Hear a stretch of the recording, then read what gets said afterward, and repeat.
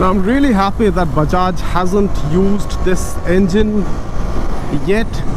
Otherwise, they would launch a Dominar 125, which would weigh around like 180 kilos. Hey everybody on YouTube, welcome to Street Motor Talks. I'm your host Shubhu, and today we are going to spend time with this, the KTM Duke 125. This is the actual pocket rocket, and this is where KTM's production lineup for the naked motorcycles begins. So we will be looking into all the details about this motorcycle and try to understand why does it command the price that it comes at. So before that, I would request you to take a moment and subscribe to the channel and help the channel grow if you think that I'm doing a decent enough job. Now let's get started with the video.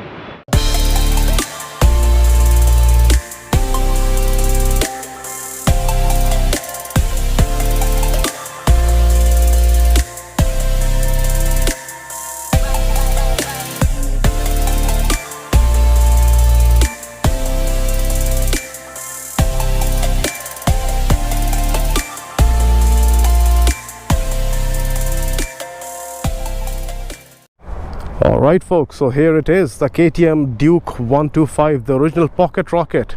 So the thing is that when KTM came to India, their first product was a Duke 200, and people named it as the pocket rocket because it was the most performance oriented motorcycle in that particular segment.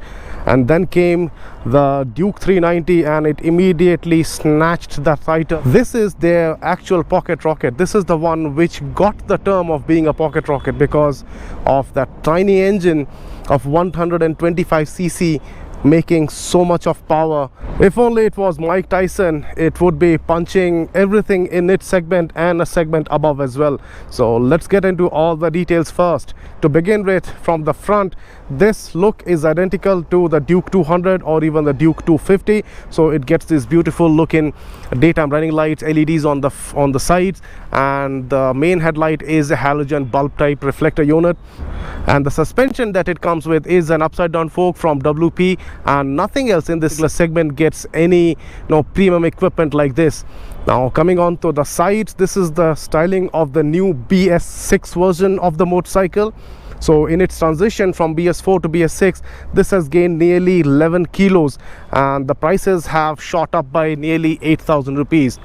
Now talking about the engine, 124.7cc liquid cooled engine. You can see the radiator over here makes nearly 14.5 bhps at approximately 9,000 rpms. You can see the remaining numbers on the screen. Similar to the Duke 200, this gets underbelly exhaust. There is no exhaust pipe coming out of it the way you would get it on Duke 250 or say a Duke 390. And the chassis, the rear subframe, the fuel tank, this entire part, the entire hardware along with the wheels as well as the swing arm, it is all borrowed from its bigger sibling. So on the rear you are actually getting a 150 section tire, wherein anything else in its segment usually gets 120 or 110 maybe, and segments above this like the 150cc segment, they would get like a 140 at the max. So you're getting the widest tire. And now coming to the rear, LED tail lights. Again, you can see the whole design that has been carried forward from its elder siblings. Now it comes with single channel ABS. As you can see, this is a dual disc setup and the ABS is only on the front. This does not get the rear ABS.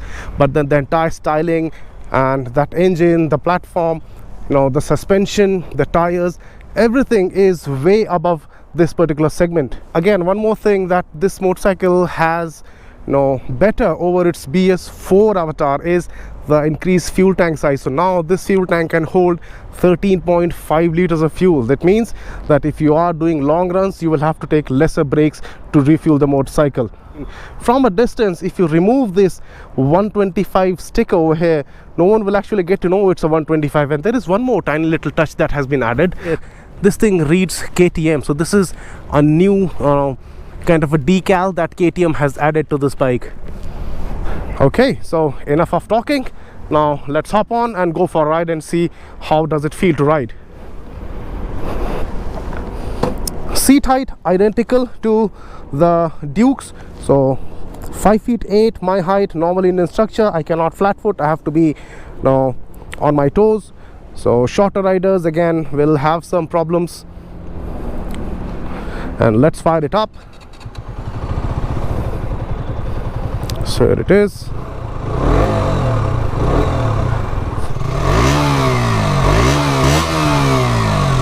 So it's a very smooth sound from the exhaust. There is no rattling noise, there is no unwanted noise that comes from the engine. Okay, now let's go for a ride. Now let us put this motorcycle to the test of why is it called a pocket rocket. Is it actually a pocket rocket? Let's see.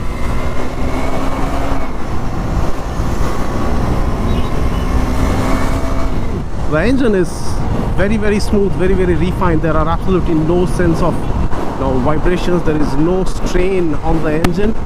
So even if you hit the rev limiter in every gear, the engine would still not produce any kind of vibrations, and that's a really good thing. So the way this thing builds the power is very linear. Yes, it is the most powerful in the segment, and apparently it's slightly powerful than a segment above as well.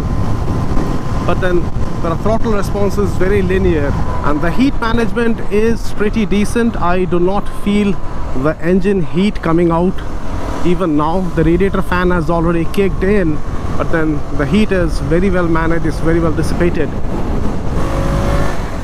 So motorcycles like this, in this particular segment of being a 125cc, these motorcycles, they spend maximum of their life doing city duties. But then that does not mean that you cannot take it on the highways. You can take it on the highways. The only thing is that the pulling power and the throttle response that you would require when you are doing quick overtakes will not be as swift as bigger motorcycles which have bigger engines. But then this can definitely tour, and in fact whatever a regular 150cc or a 160cc motorcycle or anything in that particular segment can do, this thing is capable of doing all of it in a much more relaxed, much more fashionable manner as well. But then now say in this case wherein I have to overtake the car next to me, I cannot do it as swiftly as a 150cc motorcycle would let me do. I will have to downshift, or I have to plan my overtakes slightly better. But then that's in perspective of when you're running it on a highway. But then if you are in city, then this thing is an absolute joy. The seat is very well cushioned. It does not feel very soft, so that would make you bounce all over the place, and it does not feel very stiff either. And the suspension as well is very well sorted out. It's very composed. It does go over the bad surface with ease, and it does not let anything translate to the rider. So overall it will give you a very comfortable, very plush ride, and that's basically what city motorcycles require. They should give a very compliant ride. I just wish the brakes were slightly sharper on this thing, because usually KTM is known for really good quality brakes. The brake pads usually on KTMs have a very good bite, but then on this thing it's slightly spongy, and for panic braking conditions you have to grab a handful. But then the good thing is that the MRF tires that this motorcycle comes with, they do a good job. They offer a very good grip. It does inspire a lot of confidence. Now comes the price. So you can see the showroom price as well as the on-road price in Bangalore on your screen right now, and that makes it that makes it the most expensive 125cc motorcycle that you can buy in India today. It's kind of equal or even more than the performance oriented 150cc from Yamaha, that is the R15 or the MT15. This is not a regular 125cc commuter motorcycle. This is a performance 125cc motorcycle, and so much so that, as I said, that this thing gets more expensive than the 250cc FZ25 that is from Yamaha.